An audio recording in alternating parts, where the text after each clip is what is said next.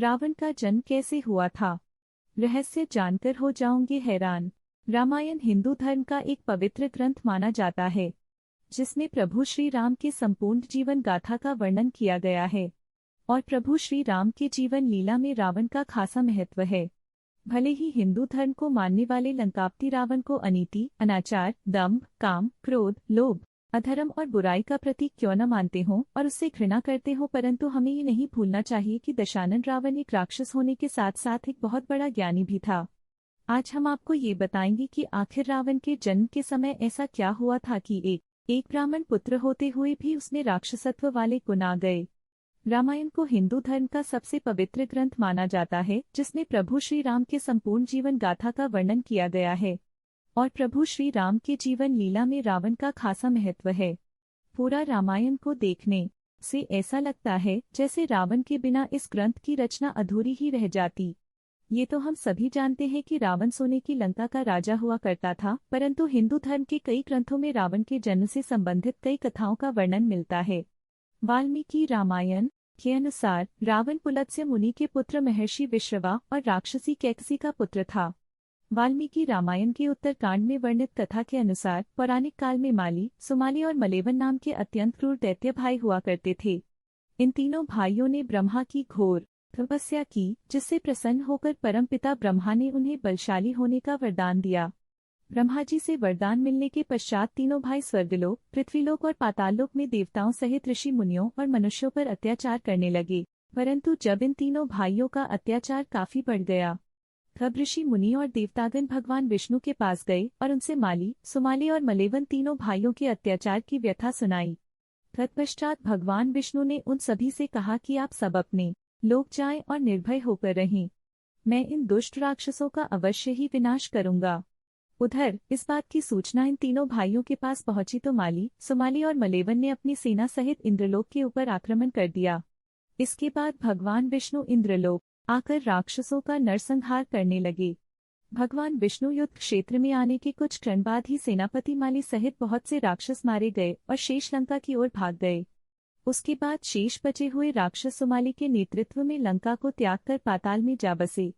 युद्ध में मिली पराजय के बाद बहुत दिनों तक सुमाली और मलेवन अपने परिवारजनों सहित पाताल में ही छुपा रहा। एक दिन सुमाली पृथ्वी लोक घूमने आया, जहां उसने कुबेर को देखा, परंतु देवताओं के भय के कारण वो वापस पाताल लोक चला गया। पाताल लोक पहुंचकर वो सोचने लगा कि हम राक्षसों को देवताओं के भय से यहाँ कितने दिनों तक छुपकर रहना पड़ेगा। ऐसा कौन सा उपाय किया जाए जिससे देवताओं पर विजय प्राप्त किया जा सके। कुछ क्षण बाद उसे कुबेर का ध्यान आया। तब उसके मन में ये विचार आया कि क्यों न वो अपनी पुत्री का विवाह ऋषि विश्रवा से कर दे, जिससे उसे कुबेर जैसे तेजस्वी पुत्र की प्राप्ति आसानी से हो जाएगी।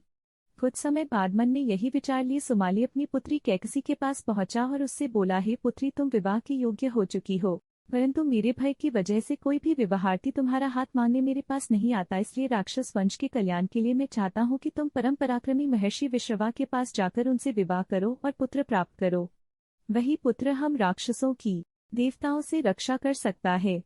राक्षसी होते हुए भी कैकसी एक धर्मपरायण स्त्री थी, इसलिए कैकसी ने अपने पिता की इच्छा को पूरा करना अपना धर्म माना और विवाह के लिए स्वीकृति दे दी। उसके बाद कैकसी ने अपने पिता को प्रणाम किया और उनसे आज्ञा लेकर महर्षि विश्रवा से मिलने पाताल लोक से पृथ्वीलोक चल पड़ी। पाताल लोक से पृथ्वीलोक आते आते कैकसी को काफी समय लग गया और जब वो महर्षि विश्रवा के आश्रम पहुंची तो शाम हो चुकी थी। उस समय भयंकर आंधी चल रही थी, आकाश में मेघ बरस रहे थे। आश्रम पहुंचकर कैकसी ने सबसे पहले महर्षि का चरण वंदन किया और फिर अपने मन की इच्छा बतलाई। डंडा कैकसी की इच्छा जानने के बाद महर्षि विश्रवा ने कहा, हे भद्रे, मैं तेरी ये अभिलाषा पूर्ण कर दूंगा, किंतु तुम कुबेला में मेरे पास आई हो, मेरे पुत्र क्रूर कर्म करने वाले होंगे, उन राक्षसों की सूरत भी भयानक होगी। महर्षि विश्रवा के वचन सुन कैकसी उनको प्रणाम कर बोली, हे ब्राह्मण, आप जैसे ब्राह्मणवादी दौर में मैं ऐसे दुराचारी पुत्रों की उत्पत्ति नहीं चाहती, अतः आप मेरे ऊपर कृपा कीजिए। तब महर्षि विश्रवा ने कैकसी से कहा कि तुम्हारा तीसरा पुत्र मेरी ही तरह धर्मात्मा होगा।